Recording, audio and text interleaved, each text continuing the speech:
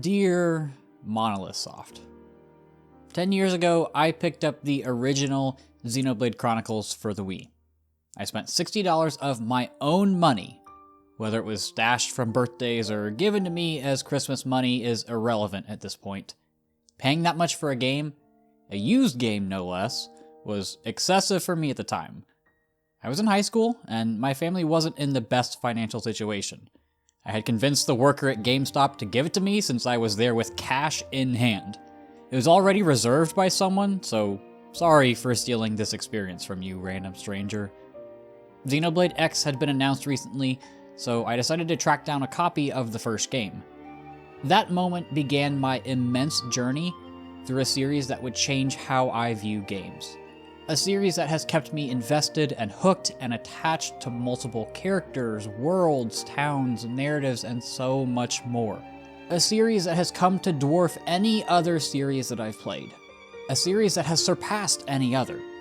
A series that I truly, wholeheartedly believe is the greatest franchise in all of gaming.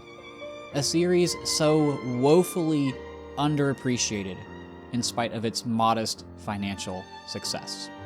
For a decade, I have traveled across the fallen titan of the Bionis and its shoulder, the world of Alrest and the golden country of Torna, the lands of Ionios, and finally, the alien planet of Mira. Each of these areas is so unbelievably memorable. I feel I could take any screenshot and place it on a map. Every locale, every settlement, every hidden area, every unassuming rock formation, every insignificant piece of foliage feels perfectly handcrafted and deliberately placed to enhance the atmosphere. It's never felt that any area is a filler. There are no meaningless hallways, no place that is a means to travel to and from one location and the other. Everything is interwoven and organic. Everything has a purpose. Whether to give you room to fight the wonderfully designed enemies, or to further the unspoken lore of the areas, or, my favorite, simply to give you a view of the stunning vistas. No area is just a simple video game level. While there are the usual staples, you can find plant and desert areas for example, there's always a unique spin to it. I want to spend time in these worlds for the sake of just being in them. I don't need a goal, I don't need a level to get to the next big plot moment, I don't need a flashing exclamation mark to show me where my quest objectives are. I just want to live and relish in the beauty and splendor of the worlds that you, Monolith, have created. And while your work extends far beyond the boundaries of Xenoblade, and while I find myself enjoying other projects you have had an essential hand in crafting, like Breath of the Wild, I have yet to find the vast expanses of land that captivate me quite as much as your Hallmark franchise.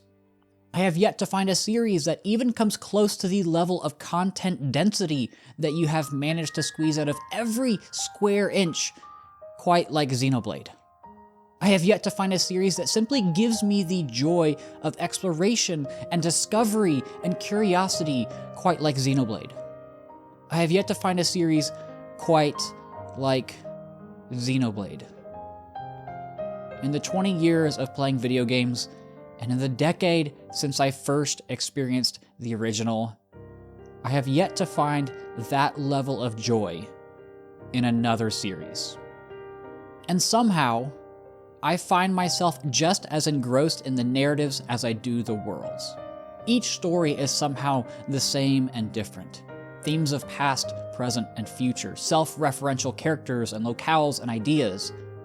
These narratives are so thoroughly crafted that I find myself thinking about certain plot points all the time when I'm just going about my day years after the fact.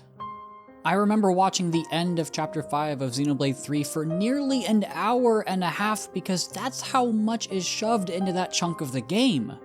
People have joked that the Metal Gear series is like playing a movie, but Xenoblade is like playing an entire film series each time you buy a new title. I get invested in these characters and their problems, their personalities and relationships, their successes and failures. Because we get to spend so much time with them, and because they are so intricately crafted, I can't help but feel myself fall in love with so many of them. And it's like that for every title. Each game offers a different take on something you come to expect. That's the reason why I fell in love with the first game. So many small, intimate moments in the heart-to-hearts, and so many world-changing plot revelations balance each other so well to create a fulfilling narrative to play through over the course of 100 hours. Time and time again, Monolith, you have delivered on that foundation. Xenoblade is a series that you should play in order, and one that you should experience from beginning to end. Yet, while the series is best experienced in play order, it doesn't wholly depend on it. Each game is a standalone narrative, and while not ideal, anybody could jump into the series at any time and enjoy it. But it's those little moments when a newer title references an older one that make it so much fun. That's what makes it so rewarding for me, a longtime fan of the series. You have created a series that is chock full of fan service, and yet, it's the best kind of fan service. It's the kind that respects my intelligence, one that treats each and every reference with such reverence. It's never a matter of, say, bringing back a character from the dead because they were everybody's favorite. Each moment of fan service is deliberate and serves to further the overarching narrative. And intertwined in all of the worlds and the stories is the combat. Much like the rest of the series, it's been a slow evolution over the course of a decade. It's been a slow refinement of each system, each attack, each animation. You have managed to make one of the most engaging real-time combat systems. Not from a mechanical standpoint, but from a management standpoint. There are so many things that you have to juggle all at the same time. Art cooldowns, auto attacks, positioning, timing, chain attacks, overdrive, driver and blade combos, buffs and debuffs. There's so much stuff going on all at once. When I first played, it felt a little overwhelming. But as I slowly crept into the deep end and got to experience the games for what they truly have to offer, I found myself entering an almost zen-like state during difficult battles. I began to just flow. I could filter out all of the information that I didn't need and focus on the priorities. While it may look like a cacophony of sounds and notifications and visuals to the untrained eye, I can tell exactly what is happening and what I need to do next to be successful in combat. I will never forget finally defeating Xenoblade 1's final super boss for the first time and feeling that I have overcome everything that you have thrown at me. Or when I finally mastered the chain attacks in Xenoblade 2 and 3 and realized the overwhelming power and utility that those systems have to offer. Or when I first unleashed Overdrive and X and felt a surge of dopamine hit as all of my arts nearly instantly refreshed. And finally is one of the most iconic aspects of your games, Monolith, and that's the music. You have, time and time again, shown that the auditory experience of a game is just as important as the visual experience. I know so many of your tracks by heart, ranging from the surging electric guitars of You Will Know Our Names, to the swelling emotions of Sylvalum, to the orchestral tragedy of The Decision. These tracks stick with you. They are fundamental to the Xenoblade experience. I can't imagine this series without the contributions of Ace Plus, Hiroyuki Sawano, and many other musicians. The OST becomes interlinked with the moments in the game. Every big scene suddenly becomes married to the track that plays. You can't have Xenoblade without its iconic music.